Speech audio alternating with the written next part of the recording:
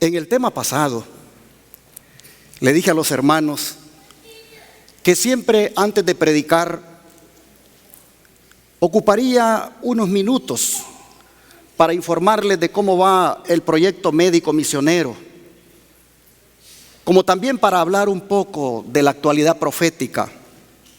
Así que en ese sentido les puedo decir que en cuanto al proyecto médico misionero, como lo es el Centro de Capacitación en Estilo de Vida La Verdad Presente, el lugar donde vamos a atender enfermos completamente gratis. Estamos en espera de que el condado nos dé la aprobación para comenzar con la edificación de las cabinas. Estamos, hermanos, en esta espera de la aprobación, pero no tienen idea cómo necesitamos orar por esto, porque resulta que como esta es una propiedad que no es de un hombre, sino que es de un ministerio, ellos ven eso como algo comercial, y los códigos de seguridad para construcciones pues son diferentes a las residencias.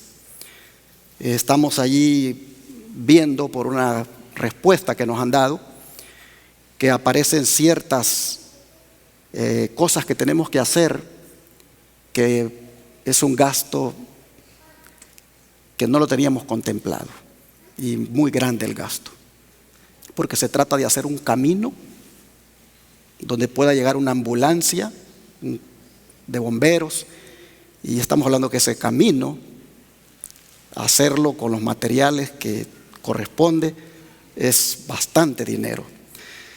Necesito, hermanos, que oremos para que el Señor nos dé sabiduría, que es lo mejor, y también que el comisionado nos pueda dar el aval y pronto poder decir, vamos a comenzar.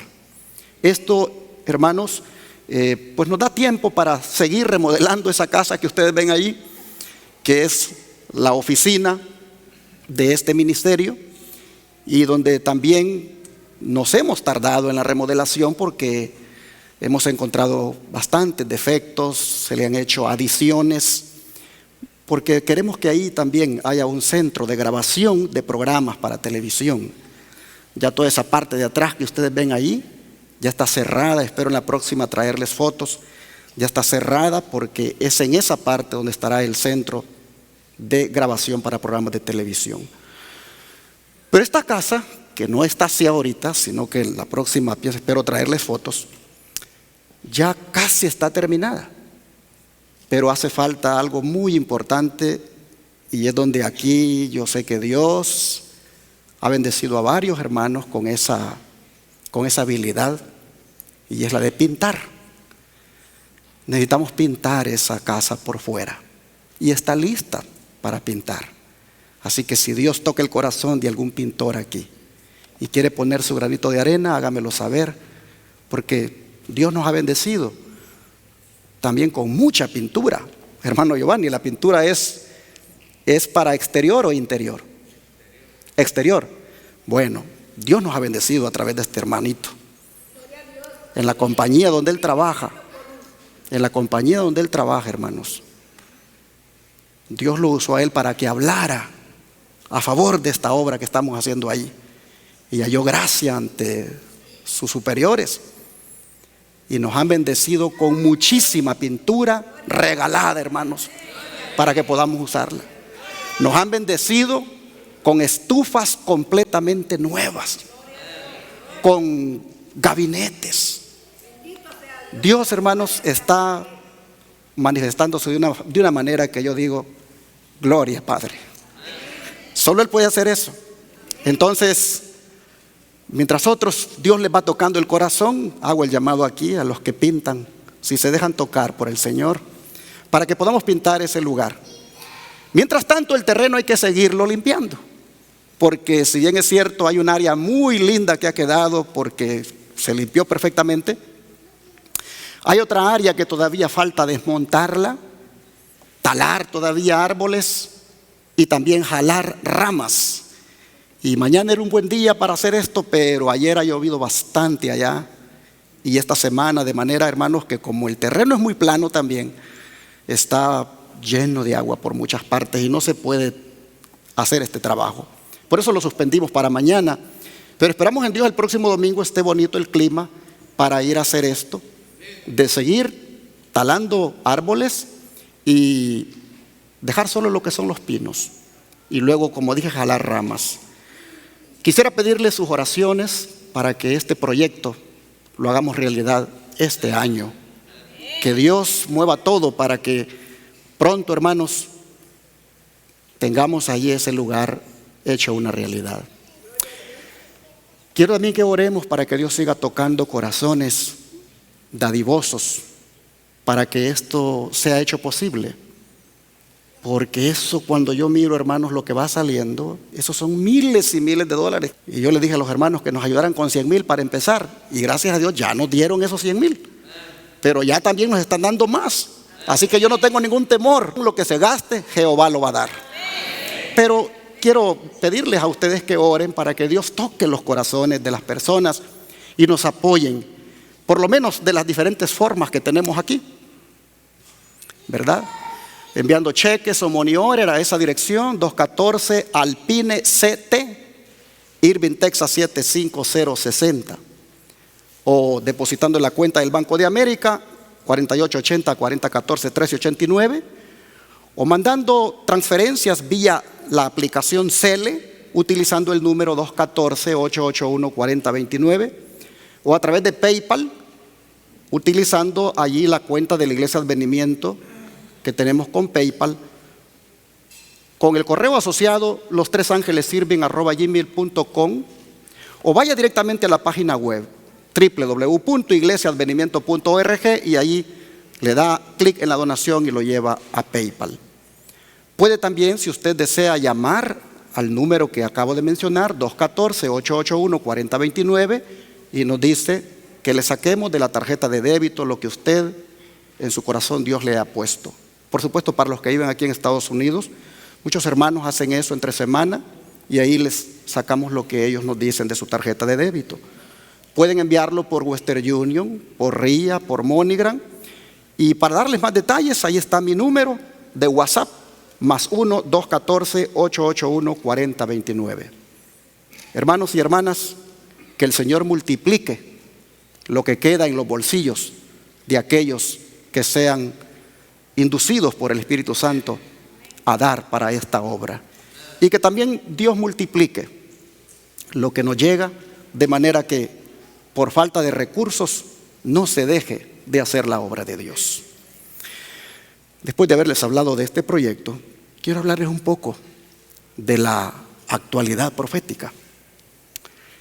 Esta semana, una vez más, el mundo fue testigo de cómo los Estados Unidos ha promovido al Papa como el hombre indicado para liderar el nuevo orden mundial. Al desbordarse en elogios por él, de parte del enviado especial para asuntos climáticos que Joe Biden tiene en la Casa Blanca. ¿Cómo es el señor allí que lo está saludando? John Kerry.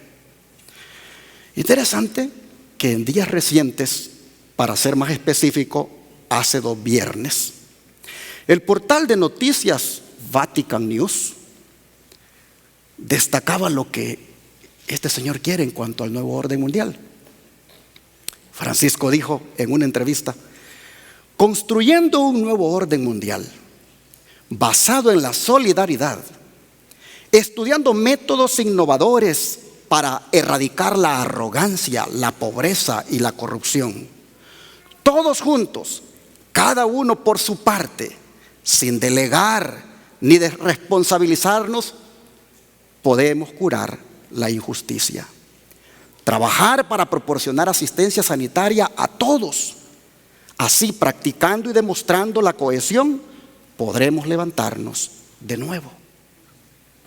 Pero noten, voy para atrás para destacarlo. Él dice que es necesario construir un nuevo orden mundial. Esto lo dijo hace 2 viernes, el viernes 14. Qué coincidencia que al siguiente día sábado 15 de mayo, el pasado sábado, llega el enviado especial de los Estados Unidos, John Kerry, a visitarlo. Y después de la visita, igual, da una entrevista y dice lo siguiente: el Vaticano, dice, es una entidad pequeña, pero el Papa Francisco tiene la capacidad de impulsar la acción de los países. Tiene la capacidad de mover a los ciudadanos de muchas naciones para exigir a sus gobiernos que sean responsables y hagan lo necesario para preservar el planeta. Creo que el mundo, dice, tiene un respeto especial por el Papa Francisco y no hay duda de que es un líder importante. Esperamos que siga guiándonos hacia el objetivo.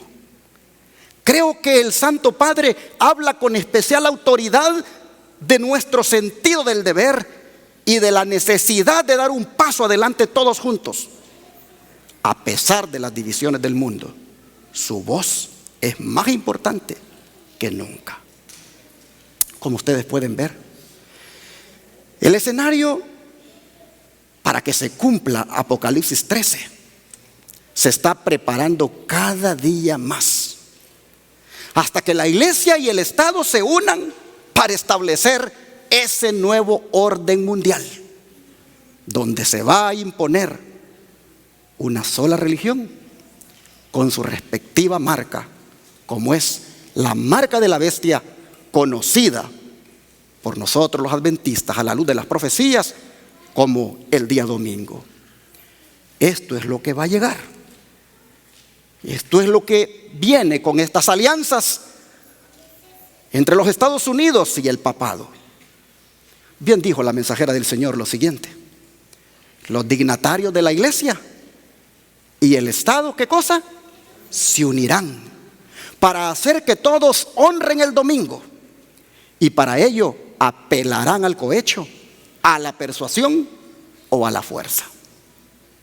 La falta de autoridad divina se suplirá con ordenanzas abrumadoras. La corrupción política está destruyendo el amor a la justicia y el respeto a la verdad. Y hasta en los Estados Unidos de la libre América se verá a los representantes del pueblo y a los legisladores, como John Kerry, Joe Biden y los congresistas, se mirará, dice, que buscarán tratar de asegurarse el favor público, doblegándose a las exigencias populares por una ley que imponga la observancia del domingo. La libertad de conciencia que tantos sacrificios ha costado no será ya respetada. En el conflicto que está por estallar, veremos realizarse las palabras del profeta cuando dijo: airóse el dragón contra la mujer y se fue para hacer guerra contra el residuo de su simiente, los que guardan los mandamientos de Dios y tienen el testimonio de Jesús. Así respalda la sierva del Señor en el Conflicto de los Siglos, página 578, estos eventos que en la actualidad profética estamos mirando.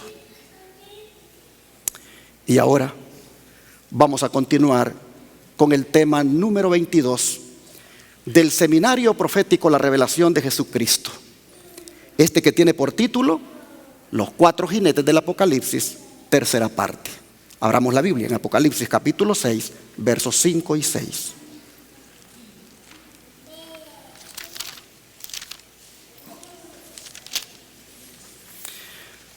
Apocalipsis capítulo 6, versos 5 y 6. La Escritura dice: cuando abrió el tercer sello, oí al tercer ser viviente que decía: ven y mira. Y miré, y he aquí un caballo negro, y el que lo montaba tenía una balanza en la mano. Y oí una voz de en medio de los cuatro seres vivientes que decía: 2 libras de trigo por 1 denario, y 6 libras de cebada por 1 denario. Pero no dañes el aceite ni el vino. Aquí nosotros encontramos bastantes símbolos. Ayúdenme ustedes. ¿Qué símbolos ustedes encuentran en estos versículos? A ver, hermanos. ¿Qué cosa? Mi hermano ve que aquí hay una balanza. ¿Qué más ustedes ven ahí? ¿Perdón? ¿Qué ves tú ahí? Ahí estás interpretando. Solo quiero que me muestres el símbolo. ¿Qué símbolo ves tú allí? La balanza, lo mismo que yo, el hermano. ¿Qué más encuentran ustedes aquí de símbolo? El caballo negro. ¿Qué más hay aquí? ¿Perdón? De los versículos. ¿Qué más encuentran ustedes acá? ¿Perdón? Trigo, el trigo, ok. La cebada. ¿Qué más encuentran de símbolo? Aceite, vino. Bueno, hermanos, hay aquí, como dice mi hermano, dinero, porque está el denario. Si nosotros tomamos en cuenta, y hay un pedido exactamente, si nosotros tomamos en cuenta, hermanos, que estos sellos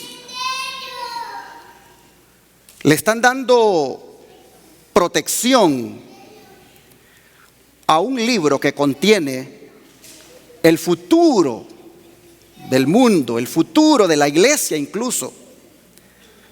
Si nosotros tomamos en cuenta este punto, no cabe duda que el desatar este tercer sello es para que Juan y nosotros miremos lo que le vendría a la iglesia en algún momento de la historia, lo que ocurriría en el mundo en algún momento de la historia. Es interesante el símbolo de este jinete con su caballo negro. Si tomamos en cuenta la interpretación que se ha dado a los otros jinetes y sus caballos en los otros temas que ya les presenté, este no puede ser sino el liderazgo de la iglesia cristiana, cabalgando pampantemente sobre la apostasía y la oscuridad espiritual.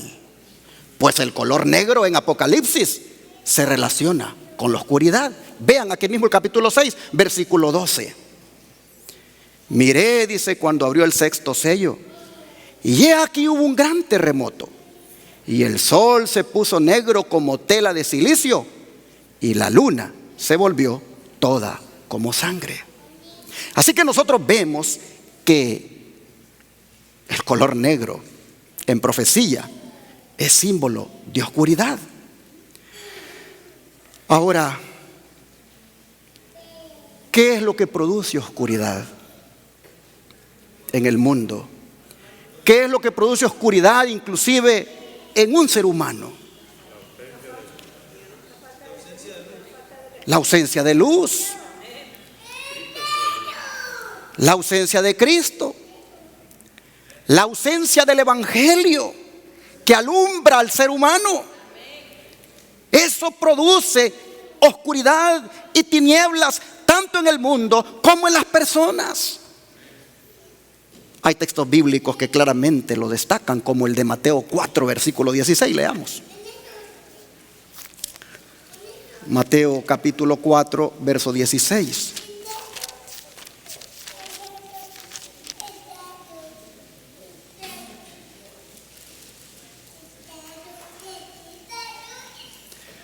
Dice la palabra que el pueblo asentado en tinieblas vio, ¿qué cosa, hermanos? Gran luz. Y a los sentados en región de sombra de muerte, luz, ¿qué cosa? Le resplandeció. Aquí nosotros miramos que el mundo estaba en la oscuridad del cautiverio del pecado,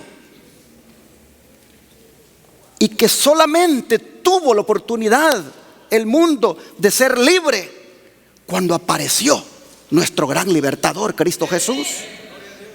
Él vino para disipar las tinieblas. Lo hizo proclamando su verdad, proclamando su evangelio. Miren otro texto. Vamos a mirar Lucas 1, verso 79. Lucas capítulo 1, verso 79. Y aquí las Escrituras nos dicen: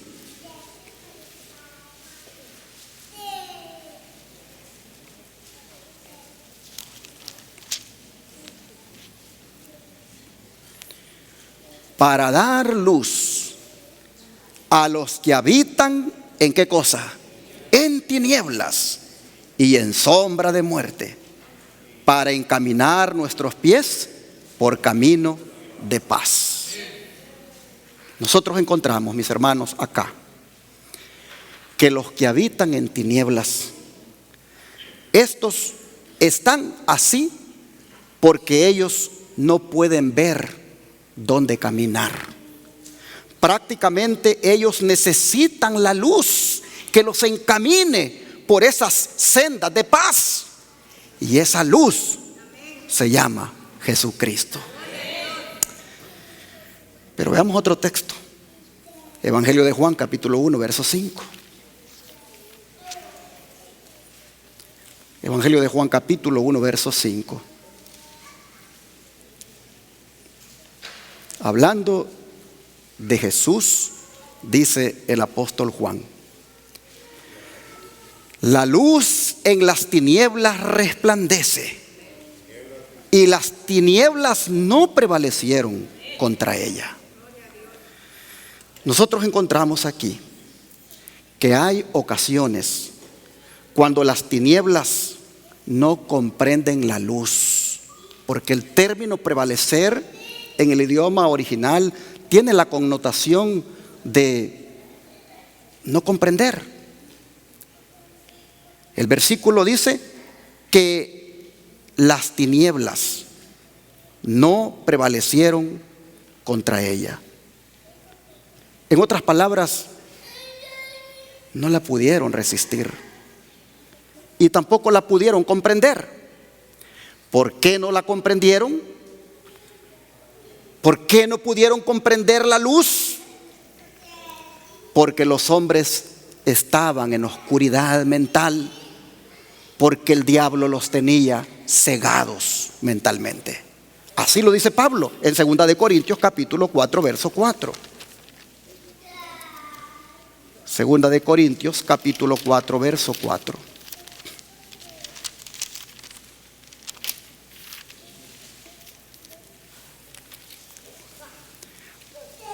Dice el apóstol,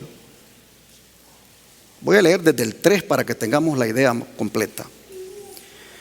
Pero si nuestro evangelio, dice Pablo, está encubierto, entre los que se pierden está encubierto, en los cuales el Dios de este siglo cegó el entendimiento de los incrédulos, para que no les resplandezca la luz del evangelio de la gloria de Cristo, el cual es la imagen de Dios. Debido a que están cegados mentalmente por Satanás, debido a que mentalmente la gente está en la oscuridad, no prevalecen ante la luz, no comprenden la luz, y esta incomprensión de la luz pues termina finalmente acarreándoles condenación. Pues vea Juan capítulo 3, verso 19, lo que dice. Juan capítulo 3, verso 19.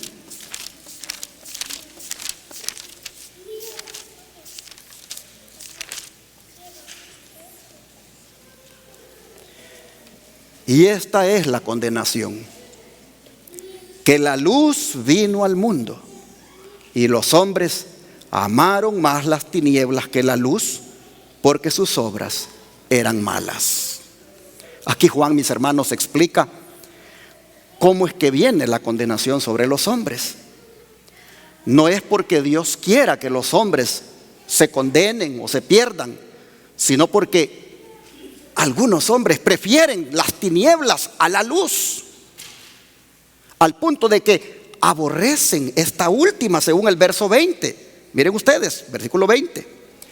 Porque todo aquel, dice, que hace lo malo, aborrece la luz y no viene a la luz, para que sus obras no sean reprendidas.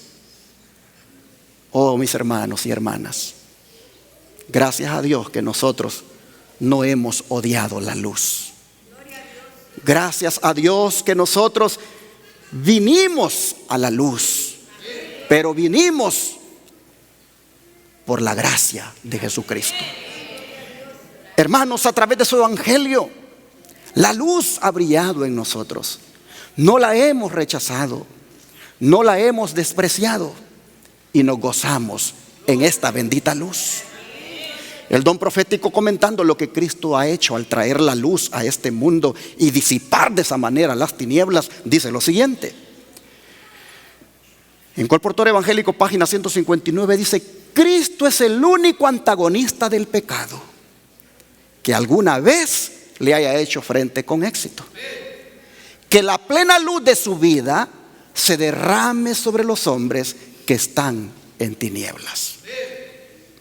De manera que si en este preciso momento, hermano, hermana, tu vida está en tinieblas, ¿cuánto te hace de bien que tú caigas rendido a los pies de Cristo? Porque Él es el único que puede disipar toda tiniebla de tu vida. Él es el único que con su luz puede alumbrarte. Y toda oscuridad espiritual que pueda haber en ti sale. Oh, hermanos, necesitamos de Cristo, porque Él es el único, dice, antagonista del pecado. Él es el único que le puede hacer frente y lo puede derrotar. ¿Necesitamos de Cristo, hermanos? Claro que sí. Mire la gran misericordia de Dios, cómo se manifestó en la declaración que sigue. El cielo, dice, mirando hacia abajo y viendo los engaños en los cuales eran inducidos los hombres, conoció que un instructor divino debía venir a la tierra. Mediante las falsas representaciones del enemigo, muchos habían sido tan engañados que adoraban a un Dios falso, revestido de los atributos satánicos. Los que estaban en la ignorancia y las tinieblas morales debían recibir luz espiritual. Por cuanto el mundo no conoció a Dios, este debía ser revelado a su entendimiento. La verdad miró desde el cielo y no vio reflexión de su imagen, porque densas nubes de tinieblas y lobreguez espirituales rodeaban al mundo. Solamente el Señor Jesús podía disiparlas, porque Él es la luz del mundo. Por su presencia podía disipar la lóbrega sombra que Satanás había arrojado entre el hombre y Dios. Consejos para Maestros, página 28. Y así, habiendo sustentado el significado del color negro del caballo como símbolo de oscuridad, vamos a ver el significado de la balanza del jinete. Una balanza en el Antiguo Testamento actuaba como símbolo de hambre. Es más, comer pan por peso denotaba la mayor escasez que podía haber. Un ejemplo lo tenemos bien claro aquí en el libro de Levíticos, capítulo 26, verso 26. Levíticos, capítulo 26, versículo 26.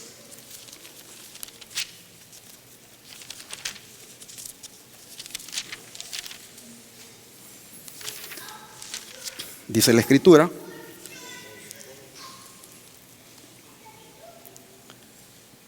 cuando yo os quebrante el sustento del pan, cocerán 10 mujeres vuestro pan en un horno, y os devolverán vuestro pan por peso, y comeréis y no os saciaréis. Según vemos aquí, el hambre sería tan intensa y el pan tan escaso que solo se necesitaría un horno donde antes habían usado 10 hornos. Porque si ustedes notan, el versículo está bien claro. Dice, volvámoslo a leer: cuando yo os quebrante el sustento del pan, cocerán 10 mujeres vuestro pan. ¿En cuántos hornos? En uno. Lo normal sería que las 10 mujeres, cada una, cosa su pan en su respectivo horno. Pero cocerán 10 mujeres vuestro pan en un horno y se los van a dar por peso. Y van a comer y no se van a saciar, dice el Señor. Oh, mis hermanos, ¿por qué razón iba a suceder esto? Miren los versículos 14 al 16, más atrasito. La razón. Pero si no me oyereis, ni hiciereis todos estos mis mandamientos, y si desdeñareis mis decretos, y vuestra alma menospreciare mis estatutos, no ejecutando todos mis mandamientos e invalidando mi pacto, yo también haré con vosotros esto. Enviaré sobre vosotros terror, extenuación y calentura, que consuman los ojos y atormenten el alma. Y sembraréis en vano vuestra semilla, porque vuestros enemigos la comerán. Ah, mis hermanos, no es poca cosa desobedecer la santa ley de Dios. Nosotros miramos aquí que la causa de esa escasez de pan era por la desobediencia a los santos mandamientos de la ley de Dios, por no quererlos poner por obra. Y en los días del profeta Ezequiel, él tuvo que profetizar un castigo parecido. Miren ustedes, vamos a Ezequiel, capítulo 4, verso 16. Ezequiel, capítulo 4, verso 16.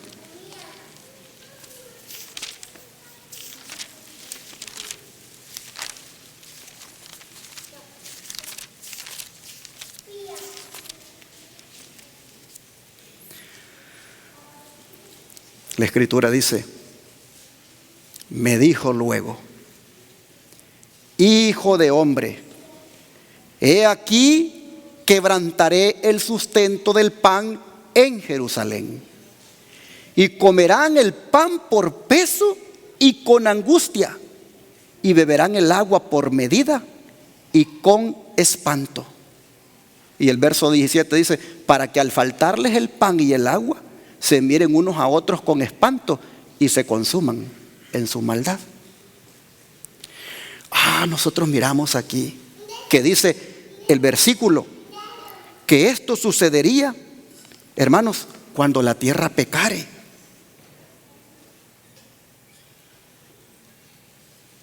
Interesante.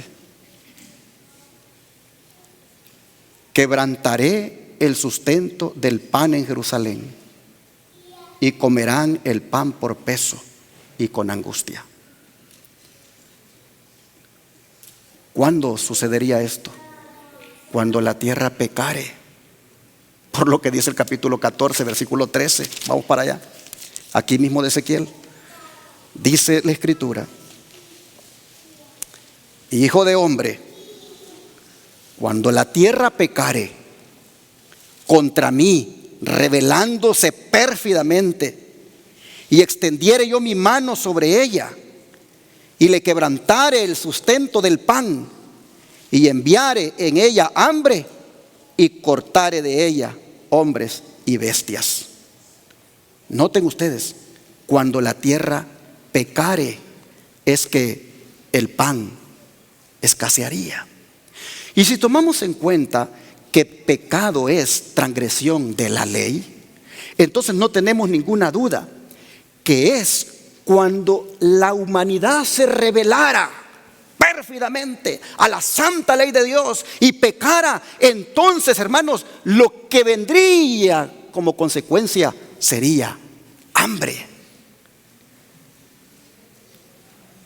Y Juan está mirando que en el libro de los sellos, el cual contiene el pasado, el presente y el futuro, Jesús le está haciendo saber que en algún momento de la historia, la iglesia, la humanidad, pasaría hambre. Se lo hizo saber el Señor a través de ese jinete del caballo negro.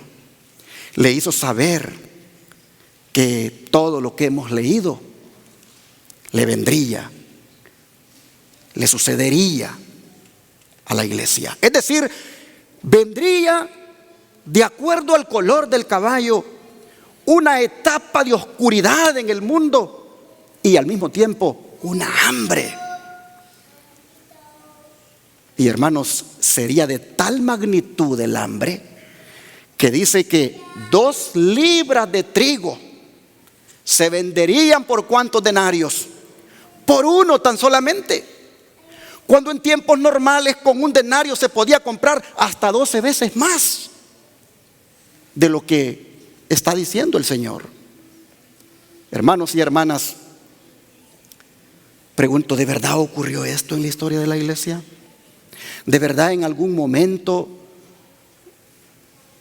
la humanidad experimentó hambruna? ¿Cayó en el oscurantismo? Claro que sí, sobre todo en aquella época de la iglesia medieval, aquella que existió allá por el año 476 en adelante. Para ser más específico, la historia registra que en el año 542, en Roma, Italia, vino una gran pestilencia seguido por una hambruna. Y otra pestilencia en los años 566 y 568, siempre seguidas por hambrunas. Pero pregunto, ¿habrá tenido que ver en esa ocasión, una vez más, la desobediencia a la santa ley de Dios? Sin duda que sí. Sobre todo cuando desde Roma se montó en la iglesia a manera de un caballo aquel que se ha conocido como el papado. Habiendo unido a la iglesia con el Estado, propagó un oscurantismo terrible. Por 1260 años se ensañó. Convirtió prácticamente, al montarse en la iglesia a manera de un caballo, convirtió a la iglesia en prostituta, la convirtió en apóstata, la convirtió en corrupta. Por eso tenemos en Apocalipsis 17 la famosa ramera del Apocalipsis. Los pioneros adventistas no dudaron en aplicar el símbolo de este jinete del caballo negro al papado. Como Guillermo Miller, por ejemplo, él dijo lo siguiente: el caballo negro indica error y tinieblas. Y cuando la iglesia se conectó con las potestades y la sabiduría mundanales, perdió su pureza de doctrina y de práctica y adoptó en su credo máximas y principios agradables al corazón natural y formas y ceremonias para fanfarranería y ostentación, en lugar de la vida humilde y abnegada de los seguidores de Jesús. Y ahora pasa Guillermo Miller a decirnos lo que él entendió sobre la balanza. La balanza, dice, denotaba que la religión y el poder civil estarían unidos en la persona que administraría el poder ejecutivo en el gobierno y que reclamaría la autoridad judicial tanto en la iglesia como en el Estado. Esto era cierto entre los emperadores romanos, desde los días de Constantino hasta el reinado de Justiniano, cuando le dio el mismo poder judicial ¿a quién? Al obispo de Roma. Ustedes pueden encontrar eso en lectura de William Miller, página 181. Así que nosotros encontramos acá a este precursor del adventismo interpretando al caballo negro como la representación de la unión de la iglesia con el Estado a través del obispo de Roma con el emperador Constantino. Así como el travesaño de la balanza une los dos recipientes, así también se unió la iglesia con el Estado. No cabe duda de que en esa época, hermanos, ocurrieron las oscuridades espirituales más densas, tal como lo indicaba el color del caballo. Otro pionero adventista que concordó con Guillermo Miller fue Jaime White. Vean lo que él dice: la apertura del tercer sello presentaba un caballo negro y el que lo montaba tenía un par de balanzas en la mano. El trabajo de corrupción en la iglesia progresó rápidamente.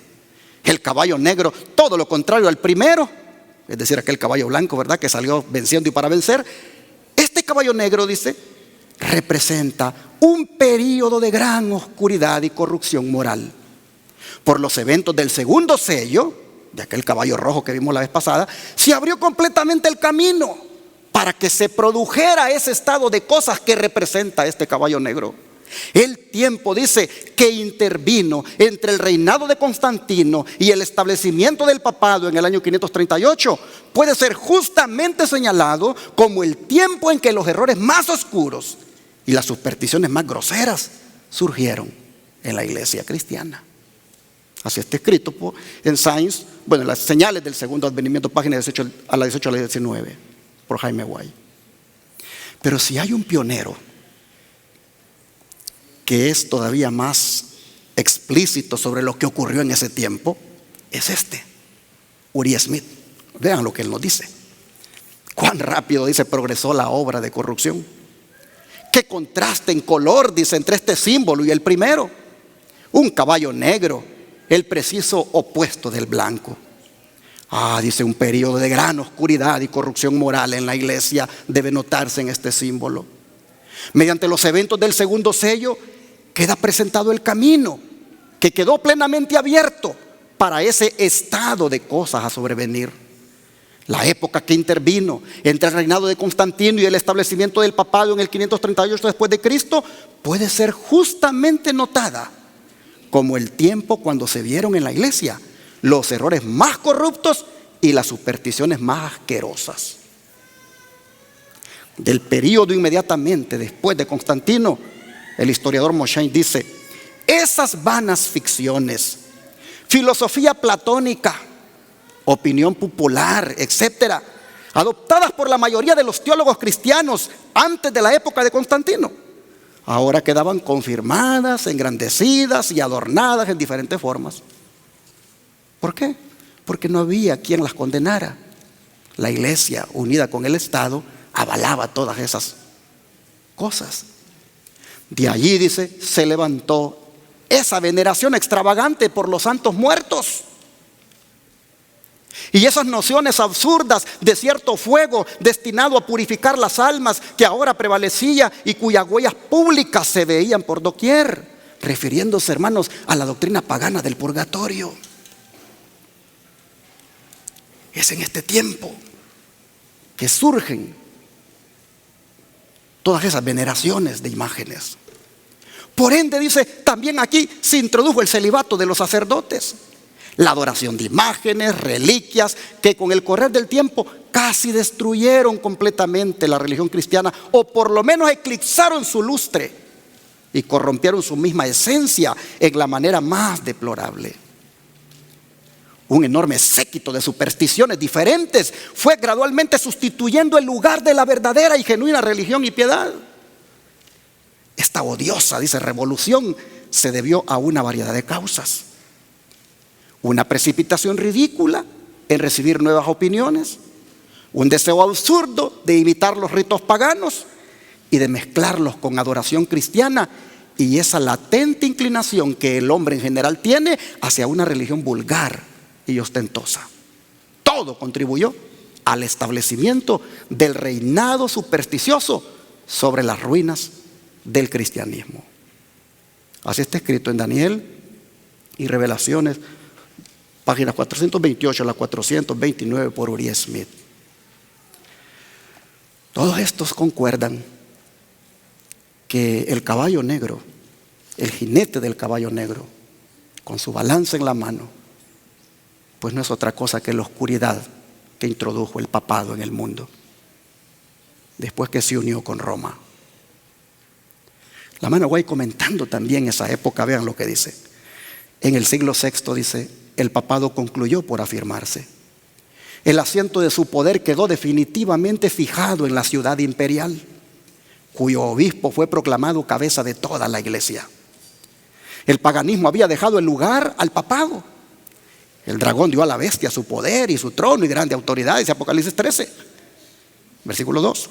El advenimiento, dice, de la iglesia romana al poder marcó el principio de la Edad Media. A medida que crecía su poder, las tinieblas se hacían más densas. Es decir, hermanos, cuando se declaró que el Papa era la cabeza de todas las iglesias cristianas y las prerrogativas judiciales y religiosas las asumió, oh hermanos, allí fue una época terrible de tinieblas. Dice que la fe pasó de Cristo al verdadero fundamento, al Papa de Roma. En vez de confiar en el Hijo de Dios para obtener el perdón de sus pecados y la salvación eterna, el pueblo recurría al Papa y a los sacerdotes y prelados a quienes él invistiera de autoridad. Se le enseñó a la gente que el Papa era su mediador terrenal y que nadie podía acercarse a Dios sino por medio de él. Y andando el tiempo se le enseñó también que para los fieles el Papa ocupaba el lugar de Dios y que por lo tanto debían obedecerle implícitamente. Todas esas cosas, todas teorías se metieron en el mundo. Dice, el evangelio se perdía de vista, mientras que las formas de religión se multiplicaban y la gente se veía abrumada bajo el peso de exacciones rigurosas. Largas peregrinaciones, obras de penitencia, la adoración de reliquias, la construcción de templos relicarios y altares, la donación de grandes sumas a la iglesia. Todas estas cosas y muchas otras parecidas les eran impuestas a los fieles para aplacar, según ellos, la ira de Dios o para asegurarse su favor. Como si Dios, a semejanza de los hombres, se enojara por pequeñeces o pudiera ser apaciguada por regalos y penitencias. Conflicto de los Siglos, páginas 59 a la 64. ¿Qué les parece, hermanos, esta descripción que se da de aquellos tiempos de oscurantismo? Y sigue diciendo, ¿por qué se le conoce como la Edad Media a esa época? Porque era, dice, el mediodía del papado, pero era la medianoche. ¿Para quién? Para el mundo. La gente dice, en la Edad Media. Deberían de saber qué hay detrás de esa famosa Edad Media. Era el mediodía del papado y la medianoche espiritual para el mundo. Las sagradas escrituras, dice, eran desconocidas en esa época, no solo por la gente, sino aún por los sacerdotes. Tal como los fariseos de la antigüedad, los dirigentes católicos aborrecían la luz que habría puesto en evidencia sus pecados. ¿Cuál es la luz que pone en evidencia los pecados, hermanos? La santa ley de Dios. Pues con la ley de Dios, dice, la norma de la justicia fuera de quicio, ahora ejercieron un poder ilimitado y practicaron el vicio sin restricción alguna. Prevalecían el fraude, la avaricia y la lascivia. Sí, no había ley. Como tampoco ahora muchos pastores dicen, no hay ley, solo hay gracia. Y por eso hay libertinaje en muchos cristianos. Dice, prevalecía el fraude, la avaricia y la lascivia. No había crimen que no se cometiera para obtener riquezas o escalar posiciones. Los palacios de los papas y los prelados eran escenarios de libertinaje más degradante. Algunos de los pontífices reinantes cometieron crímenes tan repugnantes que los gobernantes seculares trataron de deponer a esos dignatarios de la iglesia como monstruos demasiado viles para ser tolerados sobre el trono. Por siglos no prevalecieron la ciencia, las artes ni la civilización. Una parálisis moral e intelectual se apoderó de la cristiandad. Historia de la Redención, página 351. Y así, hermanos, bajo el símbolo de la balanza en la mano, el papado se dedicó a traficar con los dones que Dios le dio a su iglesia. Comenzó a vender el perdón de los pecados con las famosas indulgencias. Comenzó a vender la salvación por gracia e introdujo la salvación por obras. Dejó, hermanos, que la gente quitara la mirada del intercesor que está allá en el trono de gracia, para que la pusieran sobre los santos, sobre la Virgen y sobre ellos mismos. Oh, mis hermanos, ¿qué trajo como resultado todo esto? Pues sin duda, hambre espiritual también. Hambre material como castigo en los años que mencioné y hambre espiritual. Pues dice que el hambre estaba simbolizada por la escasez del trigo que se menciona en el verso 6. Vamos otra vez para allá. Apocalipsis 6, verso 6.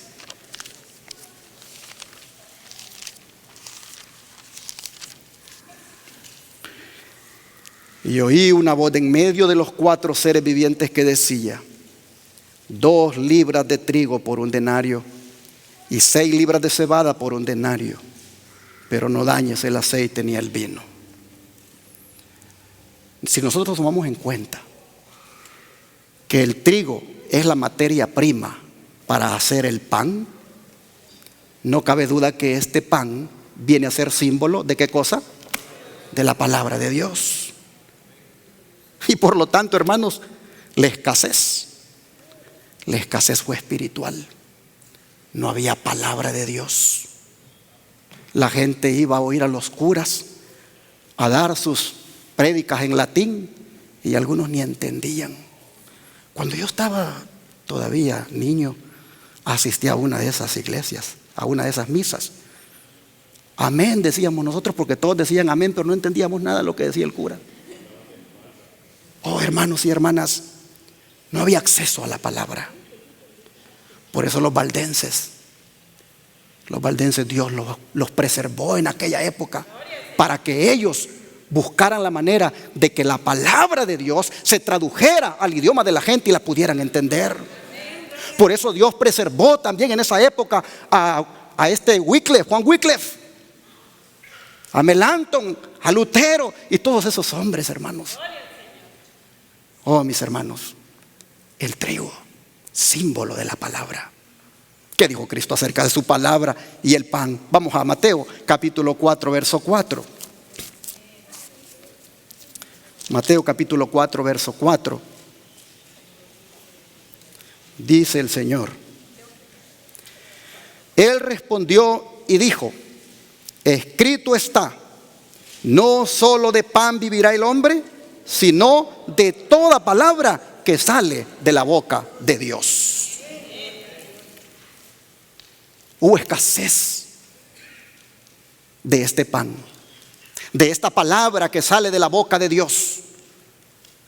El verdadero pan espiritual en los días de la iglesia medieval escaseó.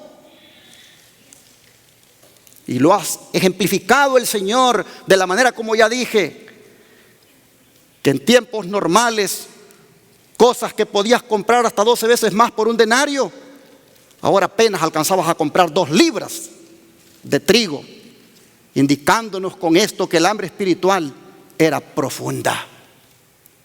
Era, hermanos, como si las palabras dadas por Dios a través del profeta Amós se estaban cumpliendo al pie de la letra. ¿Qué había dicho Dios en Amós 8, verso 11 y 12? Vamos para allá. Amós capítulo 8, verso 11 y 12.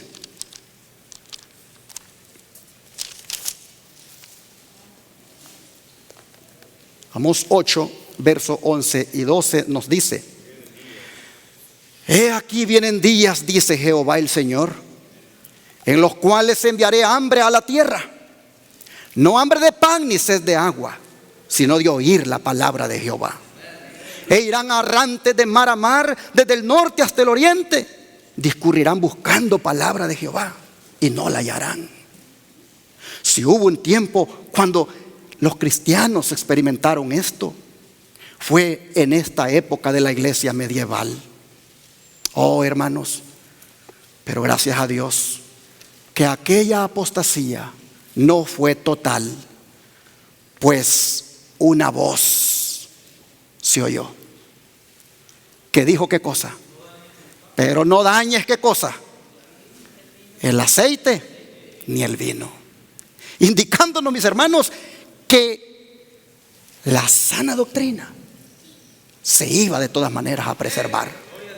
Porque ustedes no me dejarán mentir que el vino es símbolo de doctrina. Cuando la ramera embriaga a la gente con el vino de Babilonia, ¿de qué cosa estamos hablando ahí cuando dice el vino de Babilonia? De las doctrinas. Pero no dañes, dice la voz, el vino ni el aceite. Es decir, la doctrina, por la gracia de Dios, la doctrina pura se preservaría. Y algunos y muchos serían alumbrados por medio del aceite del Espíritu Santo. Porque el aceite del Espíritu no se ha acabado. Porque el aceite del Espíritu, dijo Dios, no lo dañes. Y tampoco el vino. Es que nosotros hemos conocido la verdad. Gloria a su nombre. Oh, hermanos y hermanas. Pero todo esto que hemos visto, que ocurrió en esa época, es una advertencia. Una advertencia para nosotros, para las iglesias de hoy. Que no busquemos alianzas con los poderes políticos. Que no busquemos aliarnos con el mundo. Porque cuando uno se alía con el mundo, termina haciendo lo que el mundo hace. Cuando uno se alía como el mundo, se vuelve una iglesia secular. Se vuelve una iglesia que le parece normal actuar como actúa el mundo. Y por eso es que hacemos pastorelas. Por eso es que metemos días de la madre, día de padre, día de no sé qué. Metemos un paganismo en la iglesia porque nos parece normal. No hay discernimiento. Oh, hermanos y hermanas, llegamos hasta el punto donde a veces como iglesia hasta hacemos mercadería de los creyentes. Y nos parece normal. En pleno púlpito venimos y decimos: el hermano que vino a tener la charla hoy, allá está afuera los productos para que puedan comprar. No ha terminado el día santo del Señor. Y en el púlpito están diciendo que allá pueden ir a comprar, haciendo mercadería en el día santo del Señor. El que vino a tener la charla introdujo la venta en sábado a la casa de Dios, porque ahí la tienen en el carro, esperando que el sol se oculte para ponerla ahí y hacer el negocio con los hermanos. Oh, hermanos, cuando no hay discernimiento, se hace mercadería de los fieles y se les venden los dones de Dios, como también lo hacen hoy en día muchos pastores en las iglesias, vendiéndole milagros a la gente. Pacta, siembra y Dios te va a hacer este milagro.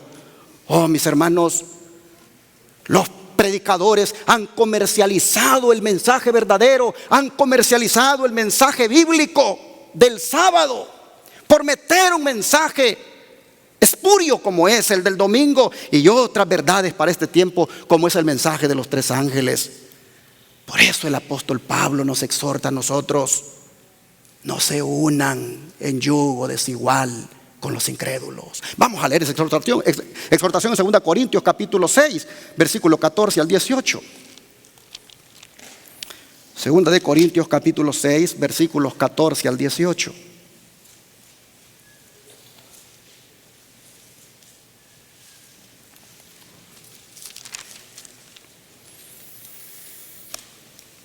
No os unáis en yugo desigual con los incrédulos. Porque qué compañerismo tiene la justicia con la injusticia, y qué comunión la luz con las tinieblas. Y qué concordia Cristo con Belial, o qué parte el creyente con el incrédulo. Y qué acuerdo hay entre el templo de Dios y los ídolos. Porque vosotros sois templo del Dios viviente. Como Dios dijo: habitaré y andaré entre ellos, y seré su Dios, y ellos serán mi pueblo. Por lo cual, salid de en medio de ellos y apartaos, dice el Señor, y no toquéis lo inmundo.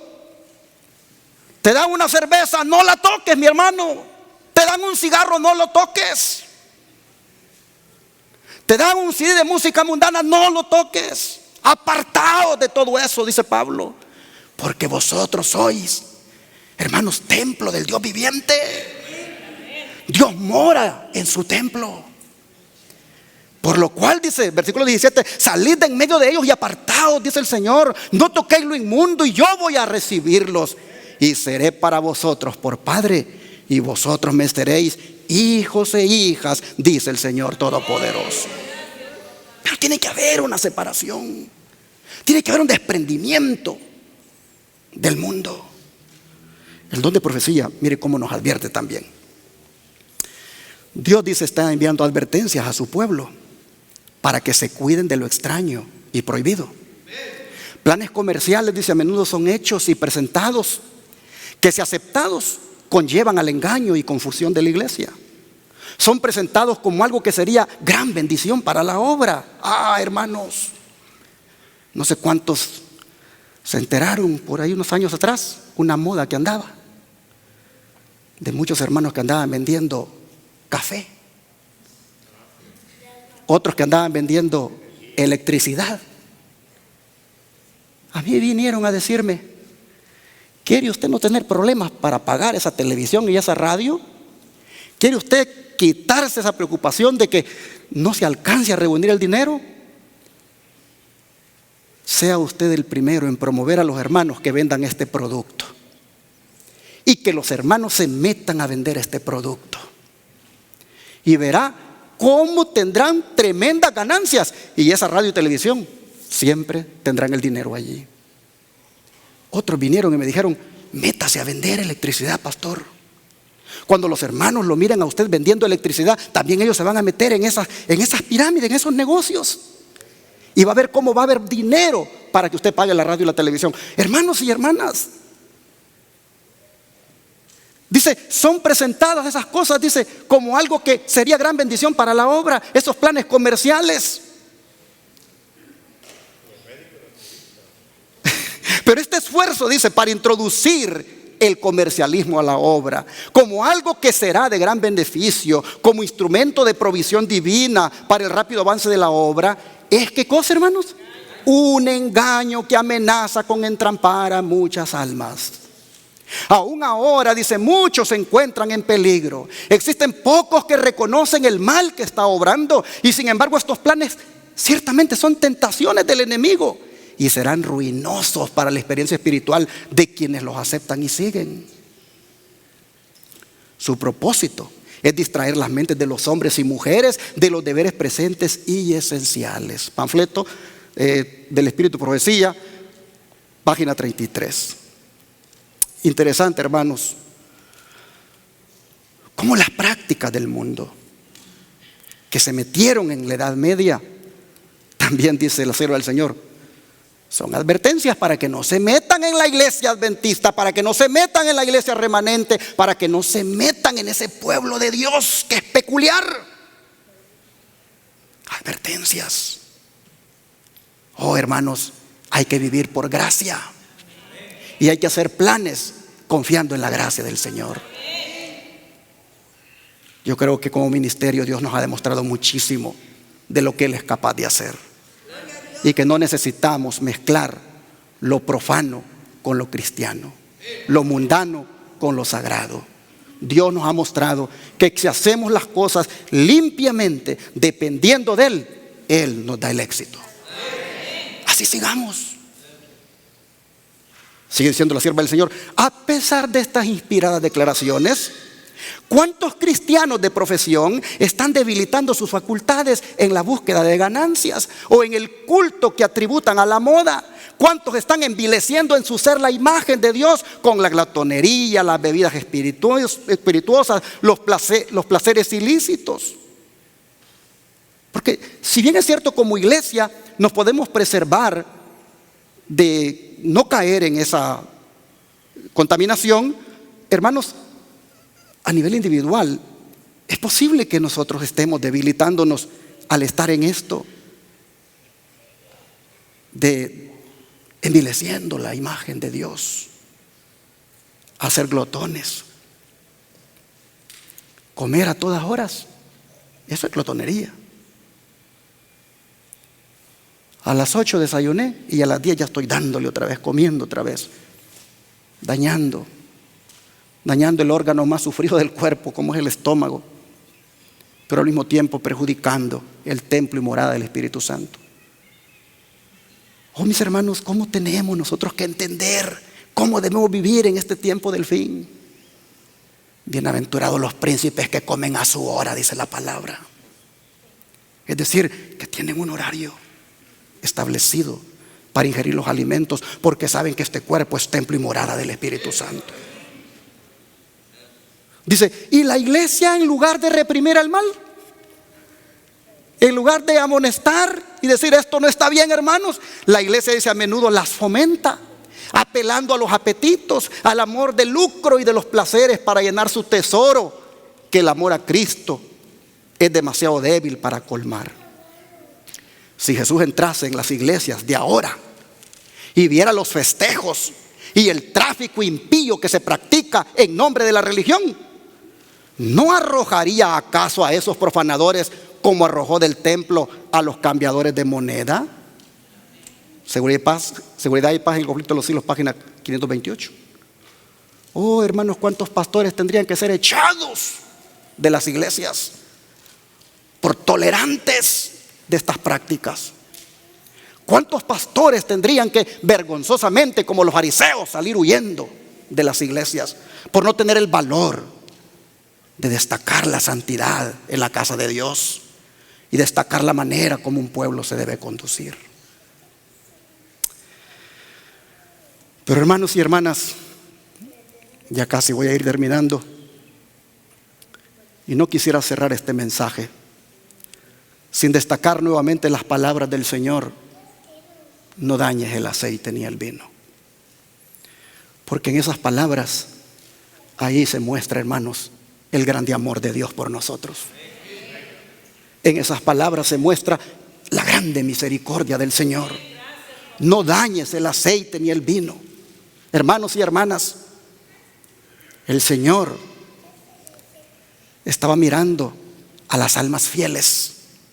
A las almas fieles que no se dejarían arrastrar por la apostasía y que buscarían la verdad como un tesoro en la palabra de Dios. No dañes el aceite ni el vino. Hermanos y hermanas, el aceite es símbolo del Espíritu Santo. El papado no lo ha podido dañar. Él sigue siendo el consolador. No solo el consolador, sino el que nos ha guiado a toda verdad. Y nosotros, hermanos, debemos entender que el Espíritu Santo es el único que puede abrir el entendimiento de la gente para que comprenda cuál es la voluntad de Dios para este tiempo. Así que, mis hermanos, en esas palabras, no dañes el aceite ni el vino.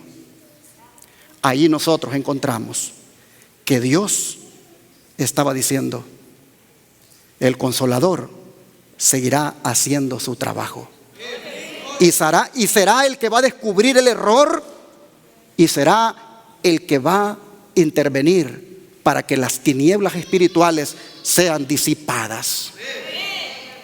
Hermanos, en esta época de la que hemos venido hablando, del caballo negro, aparecieron unas cartas inventadas y las circularon. Y las cartas decían que Jesús maldecía a todos aquellos que no guardaran el domingo. Y las hicieron circular. Y la gente entonces, creyendo en esas supuestas cartas que habían aparecido, oh hermanos, por miedo a que Jesús los maldijera, dejaron de guardar el sábado y comenzaron a guardar el domingo. Estos fueron los tiempos de oscuridad espiritual. Pero porque el aceite del Espíritu Santo, Dios dijo: no le hagan daño, hubo un remanente que comprendió cuál era la verdad y no se dejó engañar y no se dejó someter.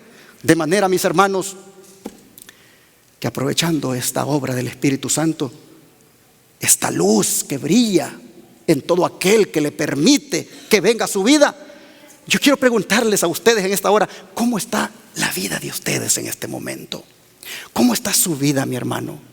¿Es su vida una vida radiante porque brilla en usted el Espíritu Santo? ¿Está resplandeciendo, hermanos, el Espíritu Santo en su vida? ¿O está usted en tinieblas por acariciar algún pecado? ¿O siente usted que está en tinieblas porque acaricia algún placer mundano que usted sabe que no lo debe de estar haciendo y lo hace? Oh, mi hermano, hermana, si este es el caso y usted siente que está, a pesar de que Dios dijo no se dañe el aceite y el vino, si usted siente que a pesar de esa orden usted de todas maneras sigue en alguna tiniebla espiritual, entonces, hermano y hermana, usted necesita escuchar a Cristo en las palabras finales de este mensaje, y son las que se encuentran en el Evangelio de Juan, capítulo 8, verso 12.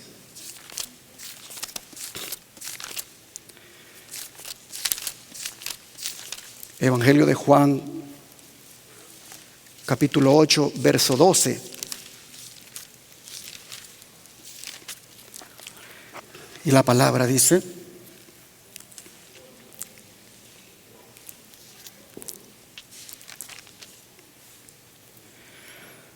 otra vez Jesús les habló diciendo: yo soy la luz del mundo.